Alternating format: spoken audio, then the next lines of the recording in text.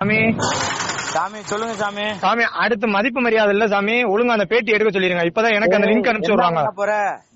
சாமி நான் உங்ககிட்ட சாமி உங்க சொன்னது சாமி உங்ககிட்ட அண்ணன்ற முறையில பேசுறேன். அப்புறம் வெட்டியா பாத்துக்கோங்க சாமி. என்னடா நான் 2 வருஷம் அமைதியா இருக்கேன். என்னது 2 வருஷமா நான் கம்முண்டு அமைதியா இருக்கேன். தேவையில்லாத பாக்காதீங்க சாமி. என்ன பண்ண போற சாமி? நீங்க தேவையில்லாத வேலை பாக்காதீங்க. நான் அமைதியா இருக்கிறேன். நான் தான் கடைசியா சொல்றேன். ஏதாவது பண்ணு. என்ன பண்ண போற நீ? அமைதியா இருக்கேன்னா என்ன பண்ண போற?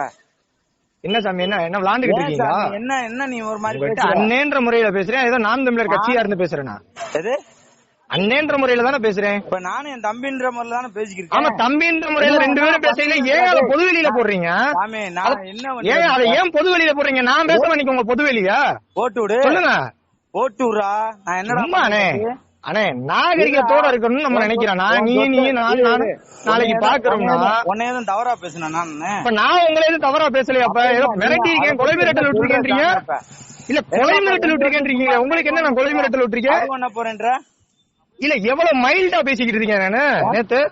இல்ல எவ்வளவு மைல்டா அண்ணன் என்னனே சொல்லுங்கண்ணே. இப்படி இருக்கேன், இப்படி ஒரு தகவல் வருதுன்னு அண்ணன் தம்பின்றதுல பேசுறேன். நான் அரசியல் இல்லனே, நான் அரசியல பேசவானே. உங்களுக்கு தெரியாது ஒண்ணும் கிடையாதுலனே. நீ பேசி அரசியல் பேசியா? இல்ல உங்களுக்கு தெரியாது ஒண்ணும் கிடையாது. இல்ல என்ன பேச போற? அண்ணே கொஞ்சம் நல்லா யோசிச்சு பாத்துக்கோங்க.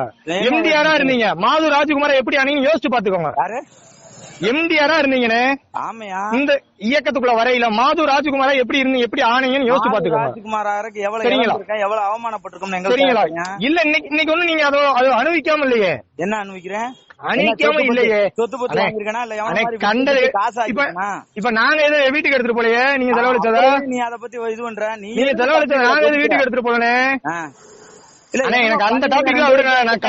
அண்ணே எனக்கு அதெல்லாம் விடுங்க. அண்ணே நீங்க அதெல்லாம் விடுங்கண்ணே. நான் உங்ககிட்ட நேத்து அண்ணன் தம்பியும் பேசுறேன்னு சொல்லிதான் பேசுறேன். சரிங்களா? எனக்கு ஏன் பொது வெளியில வருது? அதுதான் இப்பதான் நான் பேசுறேன். வரத்தான் இனிமே எப்ப பேசினாலும் வருமையா? யாரு பேசினாலும் அண்ணே சரி ரைட்ண்ணே, விடுங்கண்ணே, பாத்துக்கிறோண்ணே. நல்லதுண்ணே. நான் நாளை பின்ன பாக்கணும்னு நினைக்கிறேனே. நீங்க அதுக்கு மேல தப்பா நீங்க தான் பிஹேவ் பண்றீங்க. நான் பாக்காம நல்லா கேட்டுக்கோங்க. தப்பா பிஹேவ் பண்றீங்க அண்ணே, தப்பா பிஹேவ் பண்றீங்க.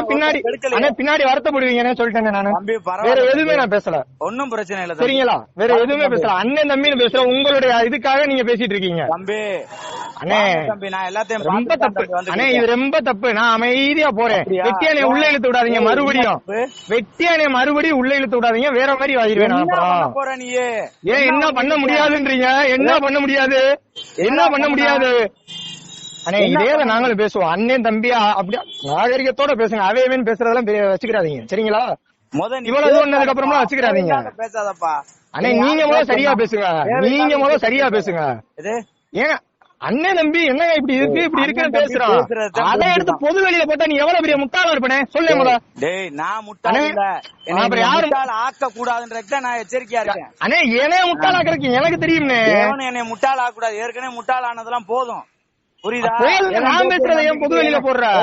கேட்டுக்கிட்டுலாம் பேச நான் பேசுறேன். நீ ரோட்ல நில்லு, எங்கேயும் நில்ல, அதை பத்தி எனக்கு இல்ல. நான் பேசுனது பொது வெளியில காலையில கூட இருக்க கூடாதுனே. இருந்துச்சுன்னா ஆனா வேற மாடல்ல பாத்துருவீங்க. 2-3 நாள்ல கோயிலுக்கு போயிட்டு வேமா வந்துருவேனே. சீரியஸா சொல்றேன்.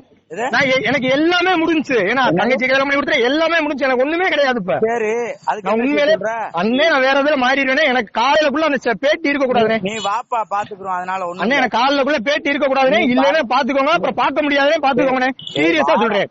பாத்துக்கிறோம்டா வாடா.